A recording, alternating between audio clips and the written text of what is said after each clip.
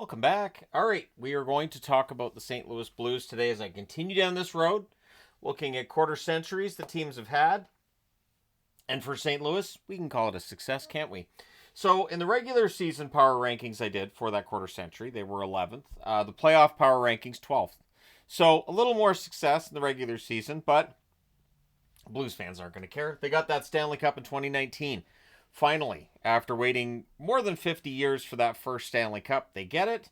And so the St. Louis Blues, now it's a matter of how do you build yourself back up to get that second Stanley Cup. And that's where the question lies. But with a general manager that already helped them win one, could be a lot of slack, I would think, given to the general manager to try to get to the second one. Now, conference finals, they reached the conference finals in 2001 and 2016. In the early 2000s, before we got into the era of the salary cap, the St. Louis Blues were a big spender. They were a team that was not shy about adding big money players and were kind of known as a team that would collect them, almost like what the Rangers were doing as well. The difference being St. Louis was able to stay in the playoffs. They just never had that Stanley Cup success again until 2019 rolls around, and that is their one and only Stanley Cup win. Now, in terms of a THG grade, I'm giving them a B-. They do have the Stanley Cup. I don't feel like it can be any lower than a B with that. But they have been in two conference finals, and there's been some struggles since that Stanley Cup win come playoff time. Now, looking at their leading scorer from January 1st of 2001, which was the beginning of this century, this millennium, as it were, and till the end of last season, Tarasenko, their leading scorer, 644 games, 262 goals, 291 assists, 553 points.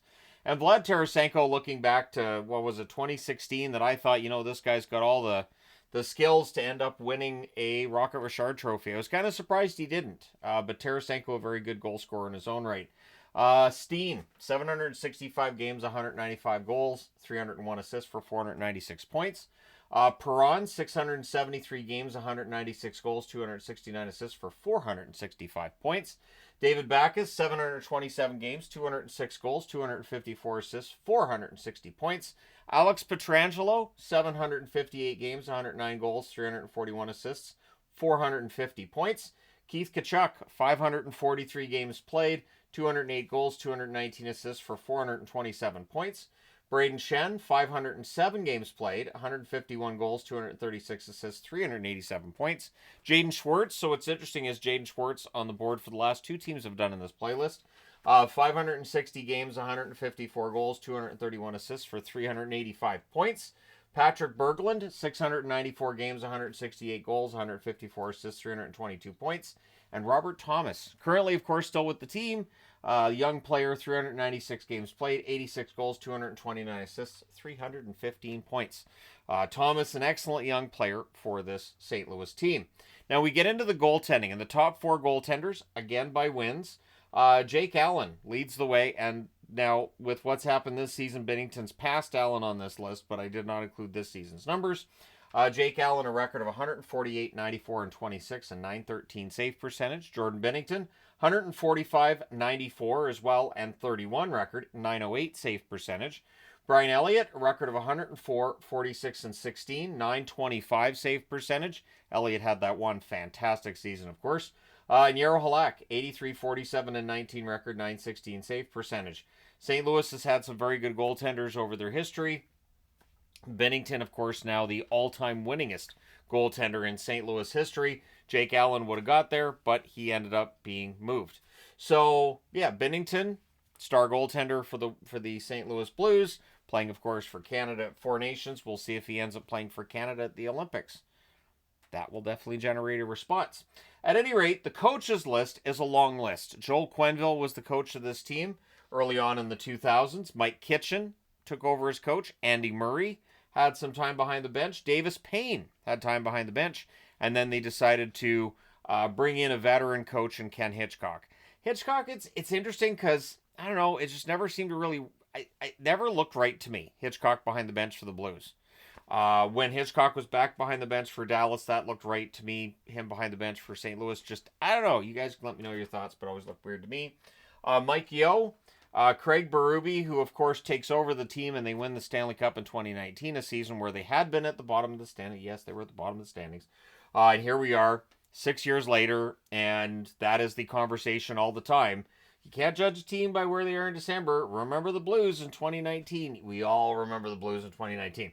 So Drew Bannister, I should say, not Drew Banner. Drew Bannister takes over from Craig Berube. Drew Bannister was let go because Boston fired Jim Montgomery, and St. Louis couldn't jump on Montgomery faster as a coach. It does feel like because of how quickly Montgomery was hired, he's in a very safe place in terms of his job. I would think that he's far more secure in this job than he was in Boston, to be honest. Montgomery, knowing the players from having been here before, and I think it was a really good, solid hire, even though it does look like they're set to miss the playoffs for the third straight season, having missed the playoffs in 2023 and 2024. The tough part being that St. Louis has looked at times this season like a team that should be a playoff team. And the West definitely feels like there's some vulnerability with some teams above the playoff line. St. Louis just has not been able to maintain momentum from when Jim Montgomery took over. The underlying numbers, though, much better under Montgomery than they were under Bannister. It just has not equaled enough wins to get them above the playoff line as of yet. The general managers list with St. Louis, short one. Larry Plow, the general manager up until I think it was 2010 when Doug Armstrong takes over. And once again, Armstrong having got this team to a Stanley Cup in 2019, I think he has plenty of time to try to get this turned around and get them back into the playoffs. I don't think there's any danger.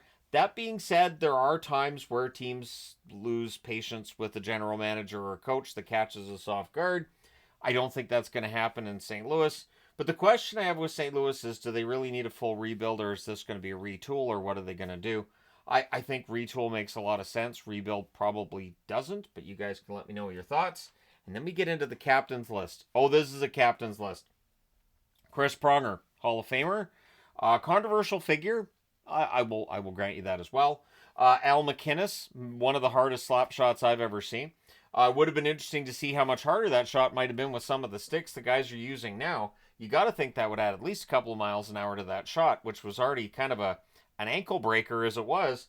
Dallas Drake, captain of the St. Louis Blues. Eric Brewer, one of the defensemen, I think, from that generation that was probably better than remembered. I think Brewer, pretty solid defenseman overall. I don't think I've ever done a career video on Brewer, so maybe at some point we get to that. David Backes was captain for a while. Then Alex Pietrangelo. I believe it was Pietrangelo that was captain when they won the Stanley Cup. And then Pietrangelo, of course, ends up moving on to Vegas. Ryan O'Reilly would be captain. He eventually ends up exiting as well. And Braden Shen has been the captain for this team. Shen's a good captain. At some point in time, I would think Robert Thomas will be the next captain for the St. Louis Blues. I guess it could be Kyrou, but it feels like it's going to end up going to Thomas, unless it goes to Parayko, maybe. So the St. Louis Blues are a team that have been through their share of captains and coaches, but the 2019 Stanley Cup probably makes Blues fans feel better about everything. And I was very happy for the Blues when they won, even though they did do it at the expense of the Boston Bruins team that I do root for. But hey, I'm kind of used to disappointment come playoff time for teams I root for anyways, so at least it was the Blues that beat them, and it wasn't like cup number 10 for a team or cup number 8. It was their first. So definitely something that has aided the career of Jordan Binnington. I don't think that without that Stanley Cup win in 2019 that Binnington would have as much status as he does around the NHL. And going back to the Four Nations comment, maybe he doesn't end up being the starter for Team Canada either. Once you've won a Stanley Cup as a goaltender, especially in the case where you could have made the argument for Binnington for the Conn Smythe, it ended up going to Ryan O'Reilly, but you could have made that argument for Binnington. That's something that will get a goaltender a lot of attention from general managers and coaches. And when you're putting together a tournament like that, you look at a guy and go, well, he won a Stanley Cup. I think that's why Aiden Hill as well was an immediate pickup by Team Canada. But at any rate, there you go. Let me know your thoughts in the comments section below regarding this quarter century of the St. Louis Blues. Don't forget to hit like and subscribe in the event you may not have done so already. I kind of broke my own guidelines for this in that I'm wearing a Brett Hull jersey. He have obviously not having been a part of the team for a while as a player, but he was there in the drunken celebration in 2019. So he was something at that parade. So I figured, you know what? I'll wear the Brett Hull. It makes a lot of sense. He is still a big part of this organization in heart and spirit.